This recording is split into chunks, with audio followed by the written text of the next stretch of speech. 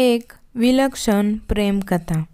एकता आणि महादेव हे गेली 2 वर्ष रिलेशनशिपमध्ये आहेत. दिवसभर वर्कमध्ये असणारा महादेव दररोज संध्याकाळी 9 वाजता तिला फोन करायचा.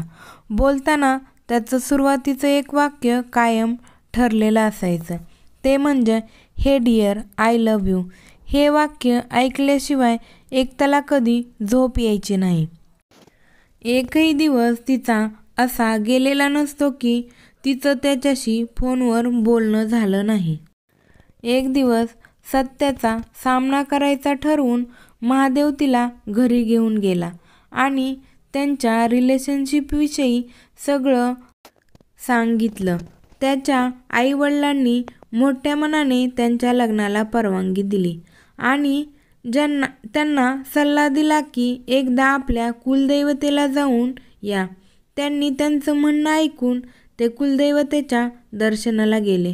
दोघांनी देवाला नमस्कार करून आपली इच्छा देवाजवळ व्यक्त केली. एकताने मनोमनी देवाजवळ मागणं मागितलं की देवा, महादेवाच्या कोणतेही बेस्ट 3 विशेष तू पूर्ण कर. एवढंच मागणं आहे तुझ्याकडे. महादेवनी मागणं मागितलं की देवा, ही जे काही तुझ्याकडे मागते ते तू तिला दे. देवाजवळ आपल्या इच्छा व्यक्त करून ते तिथून निघतात. त्यानंतर एकताचं त्यांच्या घरी येणं जाणं म्हणजे कायमचं होऊन जातं. पण तरीही त्यांचं मोबाईलवरचं बोलणं काही थांबलं नव्हतं. एक दिवस एकता महादेवला पूर्वकल्पना देऊन 2 दिवसाच्या समर कॅम्पला जाते. इकडे महादेवला त्याच्या वर्किंग साईटवर जोराचा अपघात होतो. त्यामध्ये त्याला त्याचा जीव गमवावा लागतो.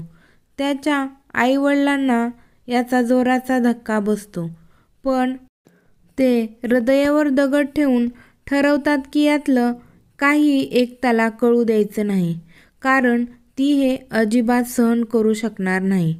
2 दिवसाच्या समर कॅम्पनंतर जेव्हा ती त्याच्या घरी येते तेव्हा त्याचे आईवडील त्याच्याविषयी सांगणं टाळू लागतात. पण हार चढलेला महादेवचा फोटो बघून ती हिसक्याने तो हार खेचते आणि त्यांना म्हणते, अंकल, ही कसली चेष्टा आहे? त्याच्या फोटोवर हार का चढवला होता तुम्ही? शेवटी लपवता येणं कठीण वाटू लागल्यावर ते तिला सर्व हकीकत सांगून टाकतात.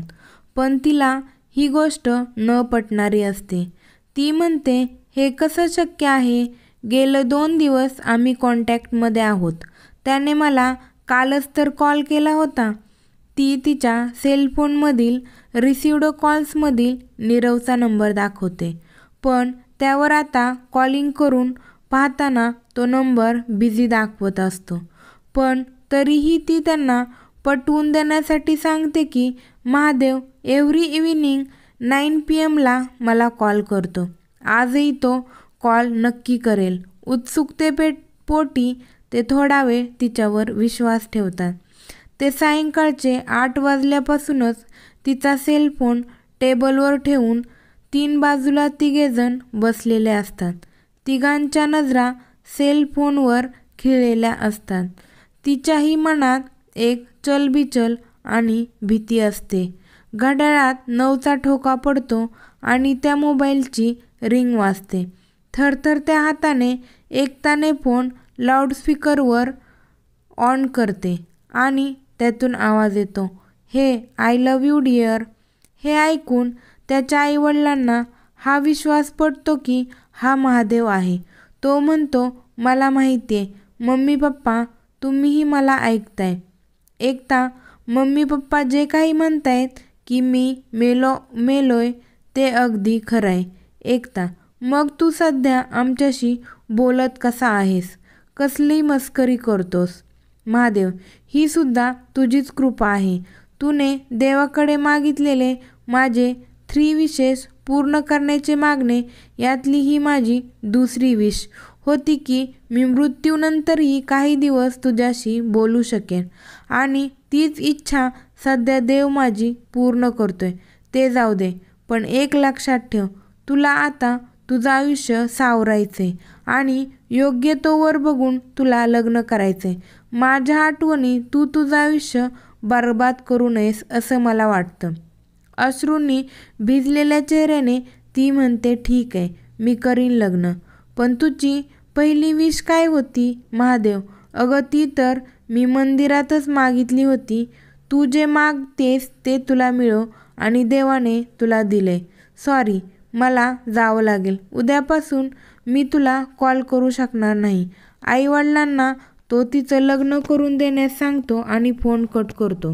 एकताच्या मनातला एक प्रश्न तर अनुत्तरितच राहतो की महादेवची तिसरी विश काय होती.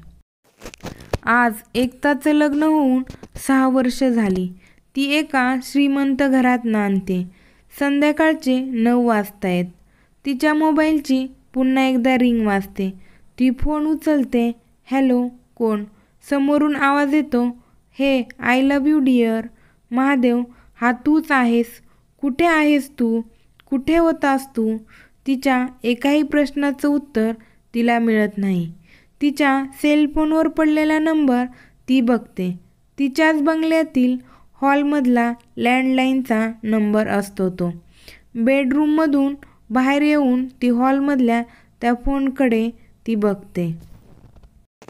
फोनवर तिचा 3.5 वर्षाचा मुलगा असतो. तो तिच्याकडे बघून हसत असतो. आज तिला कळतं की महादेवने देवाकडे त्याची तिसरी विश कोणती मागितली होती ते.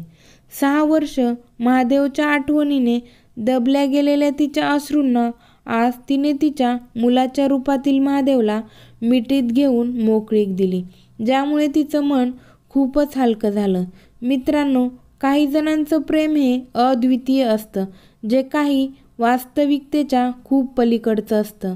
पण खूप वेळा अशा प्रेमाला त्याचं योग्य स्थान मिळत नाही आणि म्हणून त्याची किंमत कळत नाही. आणि जेव्हा त्याची किंमत आपल्याला कळते तेव्हा त्याची किंमत ठेवण्याइतकी आपल्याला किंमत राहिलेली नसते.